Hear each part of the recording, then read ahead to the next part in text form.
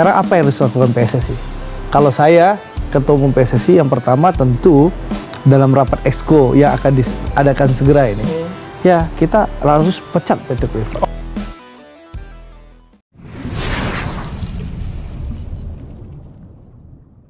Evaluasi pertama yang dilakukan di bagian apa?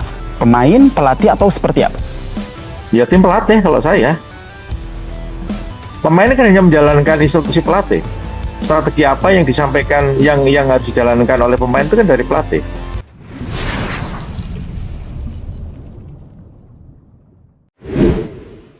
Tangis Patrick Kluivert tak terbendung, keputusan tegas manajer Timnas Indonesia pecat Patrick Kluivert. Saya sepakat Patrick Kluivert 100% out. Oke. Dan londo-londonya. Dan asisten pelatihnya. Oke, yang sama yang 14 dari orang itu, yang nggak ada gunanya.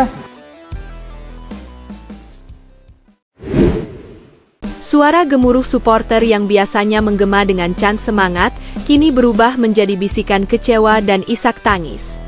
Indonesia baru saja tersingkir dari kualifikasi Piala Dunia 2026, hasil yang menjadi pukulan telak bagi seluruh pecinta sepak bola tanah air.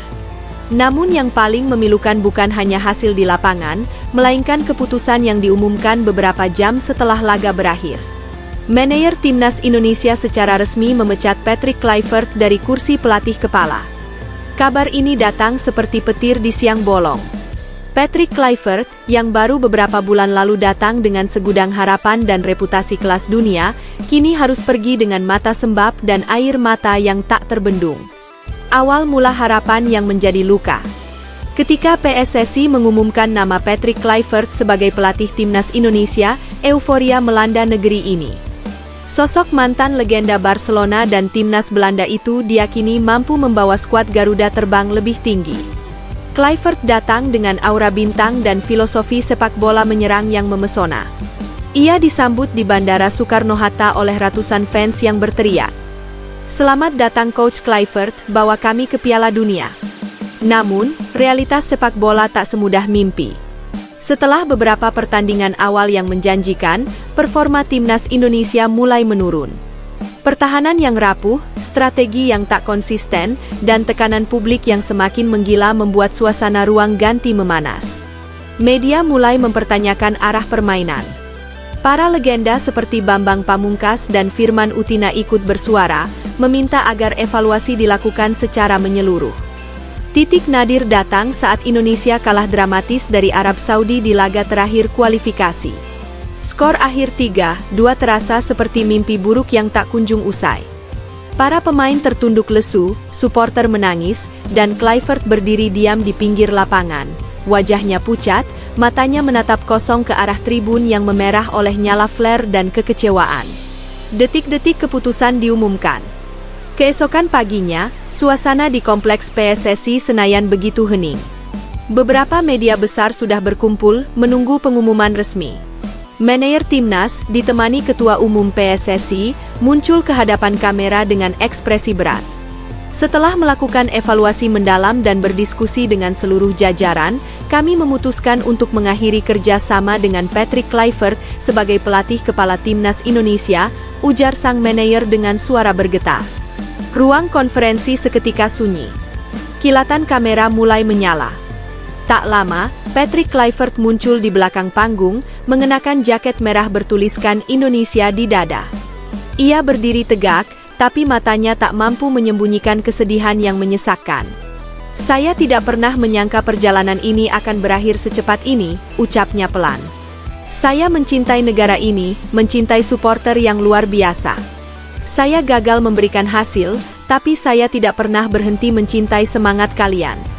Suara tangis terdengar di ruangan. Beberapa staf PSSI menunduk. Bahkan juru kamera sempat menurunkan alatnya, terpaku oleh emosi yang mengalir di udara. Patrick lalu menunduk, menghapus air matanya, dan melangkah perlahan meninggalkan ruangan. Langkah yang disertai tepuk tangan panjang dari semua yang hadir. Air mata di ruang ganti. Beberapa pemain Timnas mengaku momen perpisahan dengan Kluivert menjadi salah satu hari paling berat dalam karir mereka. Salah satu pemain yang enggan disebutkan namanya menceritakan detik-detik terakhir pelatih Belanda itu di ruang ganti. Coach datang tanpa bicara banyak. Dia hanya bilang, "Saya bangga dengan kalian." Habis itu dia peluk satu-satu. Jakob Sayuri nangis, Elkan Bagot juga kelihatan sangat emosional. Semua diam. Patrick Kluivert kemudian meninggalkan ruang ganti dengan langkah berat. Ia menatap lambang Garuda di dinding dan menepuknya dengan lembut, seolah memberi salam perpisahan terakhir. "Garuda tak pernah mati, kalian hanya perlu waktu," katanya sebelum menutup pintu perlahan. Reaksi supporter, dari amarah ke haru. Awalnya, media sosial dibanjiri kemarahan.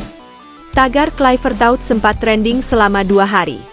Banyak yang kecewa dengan hasil buruk timnas.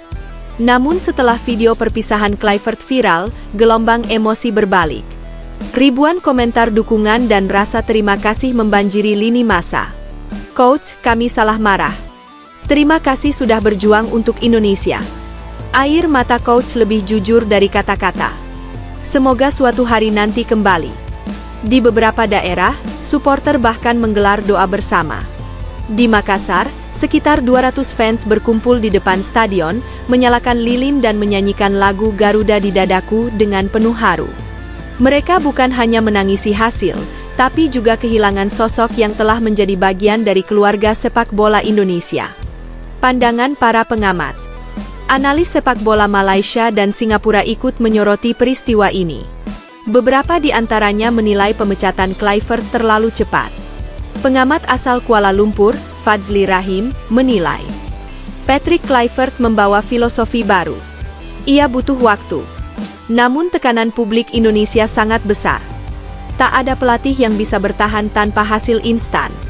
Sementara pengamat lokal, Roni Pangaribuan, mengatakan bahwa keputusan ini memang berat namun perlu dilakukan. Publik sudah kehilangan kepercayaan.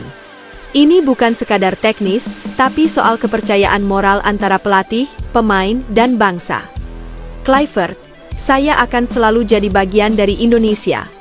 Beberapa jam setelah resmi dipecat, Patrick Kluivert menulis pesan emosional di akun Instagramnya. "Terima kasih, Indonesia.